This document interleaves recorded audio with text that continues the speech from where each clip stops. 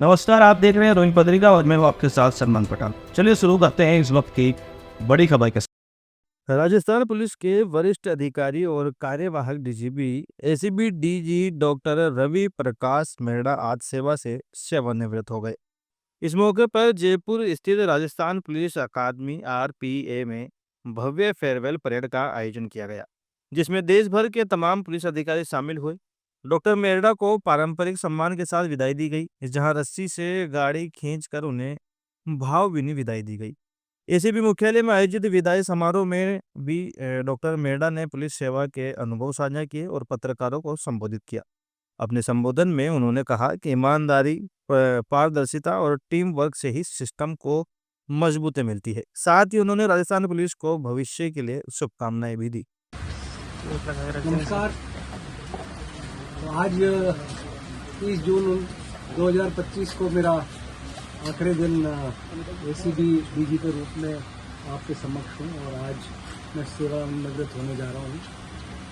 यहाँ के जो 14 महीने के कार्यकाल के दौरान जो भी कार्य किए वो आप सबके सामने हैं। समय समय पर आप सभी ने उन कार्रवाइयों को कवर भी किया है, कवरेज भी दी है, विश्लेषण भी किया है और बहुत सी बार हमें आगाह भी किया है कि हमें क्या करना चाहिए। तो वो उस सारे सहयोग के लिए और समय समय पर आपके जो लेख हैं, आपकी जो रिपोर्टिंग है, उन सब के लिए पूरे मीडिया बंधुओं को, इलेक्ट्रॉनिक, प्रिंट, सोशल मीडिया, सभी तरह के जो मीडिया हैं आज की तारीख में, मैं उनको सबको अपने ओर से बहुत बहुत धन्यवाद, बधाई देना चाहता हूँ। मैं आपका बहुत आभारी हूँ कि आपने जो हमारे टीम वर्क है जो एसीबी का, उसमें आप लोगों का बहुत बड़ा योगदान, मैं भी आपको एक तरह से टीम का सदस्य मानता हूं, क्योंकि बहुत से चीज़ों में आप जो हम करते हैं उसे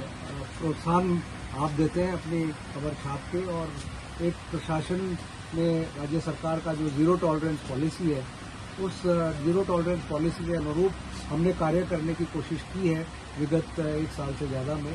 और उसमें समय समय पर आप लोगों ने जो मुद्दे हैं एसीबी से संबंधित, उनको आपने उठाया है, सरकार को भी आपने याद दिलाया है। बहुत सी बार जो प्रोसिक्यूशन सैंक्शन के मैटर्स हैं, 17A के मैटर्स हैं, आप लोगों ने समय समय पर सरकार को भी वो बताया है कि क्या क्या पेंडिंग है।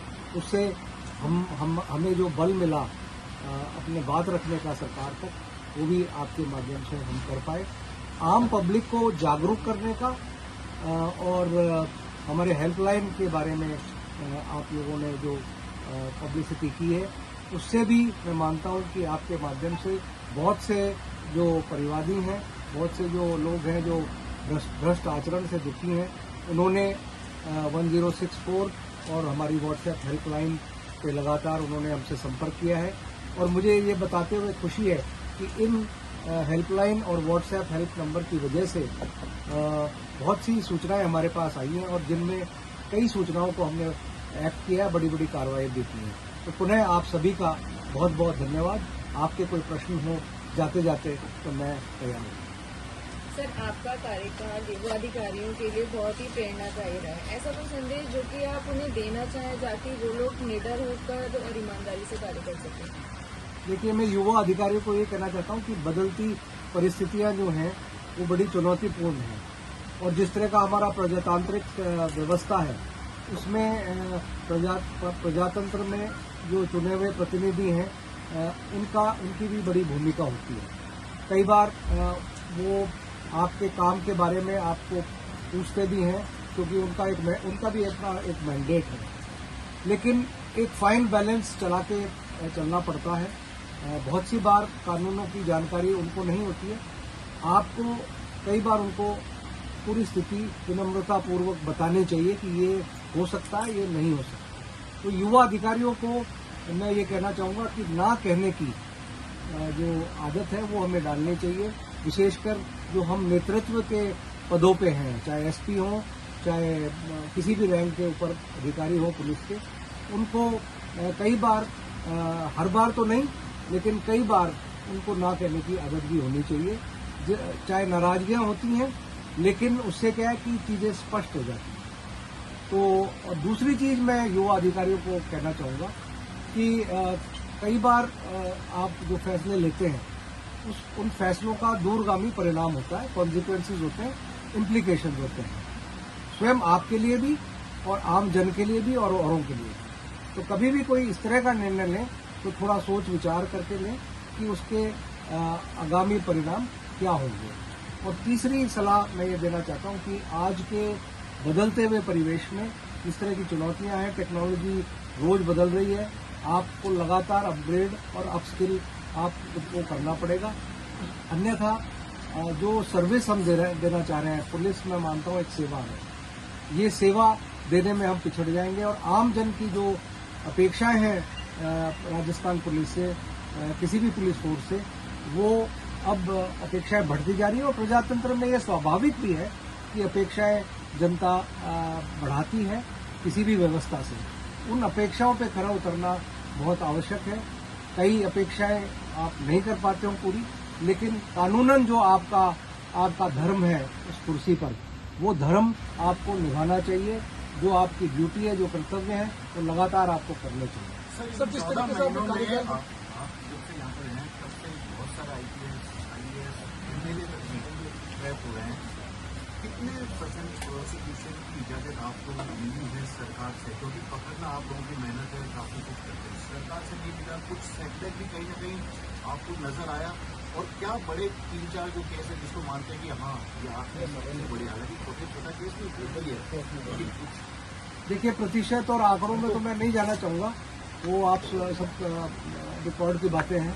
लेकिन इतना जरूर कहूँगा कि जब हमने शुरू किया था, और ये एक सतत प्रक्रिया है, ऐसा नहीं है कि कोई सरकारें मतलब देना नहीं चाहती और विभाग देना नहीं चाहते, वो प्रोसिक्यूशन सैंक्शन भी देना चाहते हैं। लेकिन मैं ये बताना चाहूँगा कि हमने जब से ये कार्य शुरू किया, मैंने कम से कम, तो ये सतत प्रक्रिया थी प्रोसिक्यूशन सैंक्शन आने की। तो बहुत से विभागों को, क्योंकि सरकार ने पुश किया, सरकार ने लगातार पुश किया कि prosecution sanction abusing security timely आए। कानूनन 4 महीने में उनको दे देनी चाहिए, लेकिन कई बार ये जो समय सीमा है वो बढ़ जाती है, और उस समय सीमा बढ़ने के कारण कई बार डिलेज हो जाते हैं। आपको पता है कि अगर न्याय प्रणाली में डिलेज होते हैं तो फिर वो सभी सिस्टम्स को अफेक्ट करते हैं। मतलब आम नागरिक को फिर न्याय व्यवस्था पे, न्याय प्रणाली पे, पुलिस पे जो विश्वास होता है वो कम होता जाता है। इसलिए समय जो अवधि दी गई है कानूनन, वो पूरी करनी चाहिए, उसमें आना चाहिए। हालांकि मैं तो ये भी चाहूँगा कि अब जिस तरह से PC एक्ट में 4 महीने की जो अवधि है 17A के लिए भी और अभियोजन स्वीकृति के लिए भी, इसमें कानून में कहीं ना कहीं संशोधन हो, ताकि एक समय सीमा के बाद क्या होगा उसको डीम्ड मान ली जाएगी या नहीं देने वाले के विरुद्ध वो पढ़ा जाएगा या नहीं पढ़ा जाएगा। इस पे निर्णय देखो नीति निर्धारकों को और हमारे जो कानून बनाने वाले जो जनप्रतिनिधि हैं उनको करना पड़ेगा। ये तो केवल एक विचार में यहाँ व्यक्त है। सर, मेरा ये सवाल था कि पहली बार जो बड़े केस आप खुद याद रखना चाहते हैं कि हाँ ये आपके लिए काफी। देखिए, एक तो हमने किया था संभागीय आयुक्त को कोटा में, हमने वो DA का केस था, हमने जो MLA का केस किया, हमने बहुत सारे बड़े बड़े ट्रैप्स किए, और सभी ट्रैप्स की मैं यहाँ समय नहीं है कि मैं एक का वर्णन करूँ। लेकिन देखिए, सरकार ने जीरो टॉलरेंस पॉलिसी की बात की। जीरो टॉलरेंस में आपने देखा होगा कि सबसे पहले हमने अपने आप से शुरुआत की। लगातार हमने अपने इंटरनल विजिलेंस को मजबूत करने की कोशिश की, और उसी का परिणाम हुआ कि पिछले 1 महीने में आपने देखा होगा कि 2 हमारे ही अधिकारी भ्रष्ट आचरण के कारण उनके विरुद्ध कार्रवाई की गई है। तो मेरा मानना है कि जीरो टॉलरेंस अगर है तो सबसे पहले सभी विभागों में उनको भी जीरो टॉलरेंस के तहत जो करना चाहिए, अपने विभाग में जो उनको इंटरनल विजिलेंस मजबूत करनी चाहिए, वो जब करेंगे सभी विभाग, तभी सरकार की जीरो टॉलरेंस पॉलिसी सही मायने में। फिलहाल इस खबर में इतना ही। देश और दुनिया की तमाम बड़ी खबरों से अपडेट रहने के लिए देखते रहिए रोहित पत्रिका। धन्यवाद।